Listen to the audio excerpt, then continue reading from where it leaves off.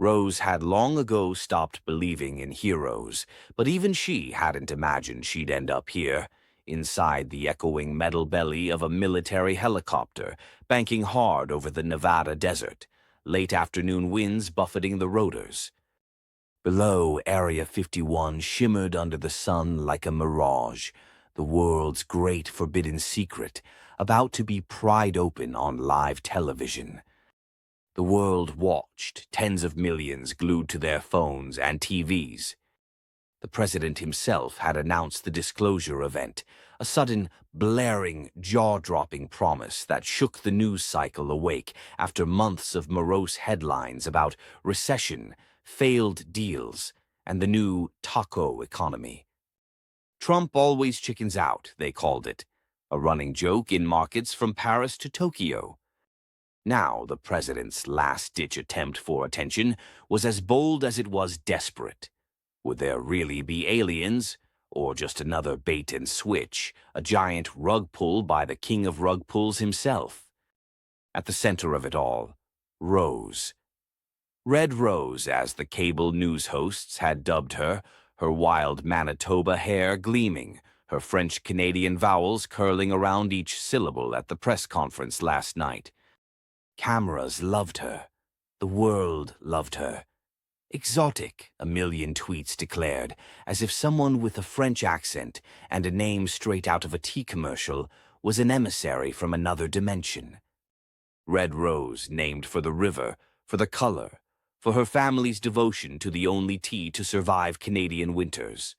Only in Canada, the slogan promised. Only in America, she thought, does a second-term president dangle UFOs to save face while the economy crumbles and a grand jury counts the charges. The chopper touched down.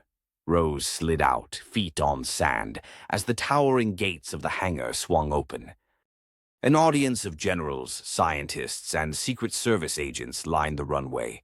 Ahead, cameras waited.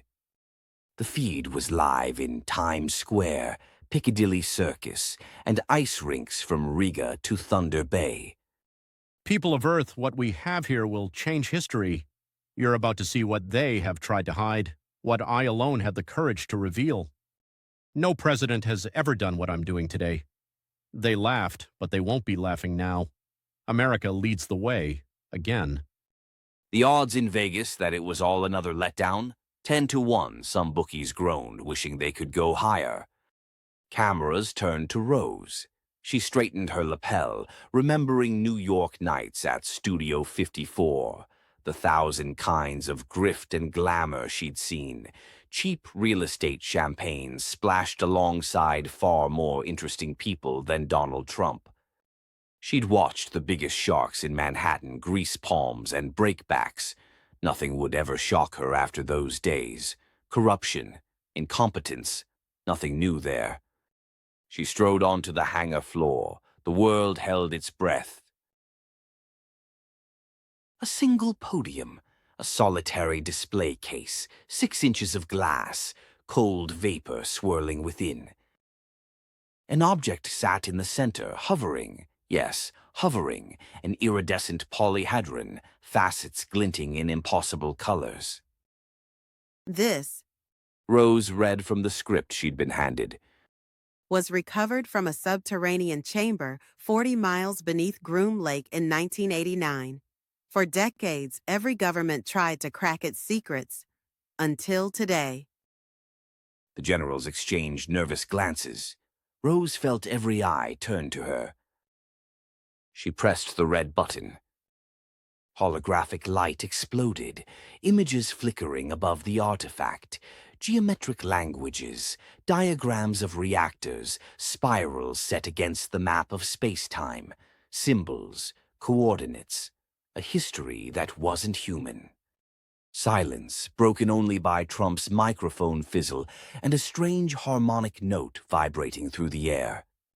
And then the final slide, a depiction of alien forms, lithe, bioluminescent, neither threatening nor, frankly, anything like little green men. The world gasped. These were our neighbors, our watchers, our judges maybe. The White House feed jolted. Generals fell back.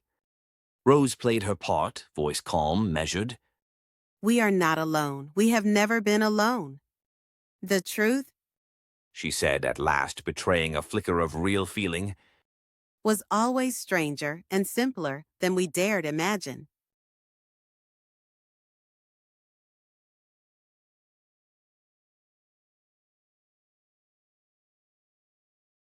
Trump was already trending, of course.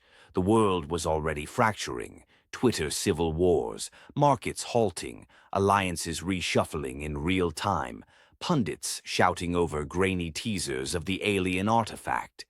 Roswell, moon landing, JFK. None of it had ever gripped terror and hope quite like this. Was it a distraction? Absolutely. Would it work? No one knew yet. The chaos was immediate and global. For Trump, the gamble was clear. In the maelstrom of first contact, what mattered a few more indictments?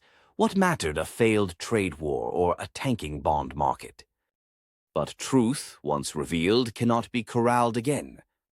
The artifact, studied live, its patterns decoded by citizen researchers in Sao Paulo, in Mumbai, in Minsk, unleashed a new arms race and a new yearning for meaning. It melted paranoia and bred fresh dread all at once. And Rose, the outsider with the fiercely Canadian name, found herself center stage as the world, united for a moment by awe, reeled at the implications. Not just that Earth had neighbors, but that someone had always been watching us, waiting for the moment we revealed ourselves to ourselves. And none of Trump's distractions would ever put that genie back in the bottle.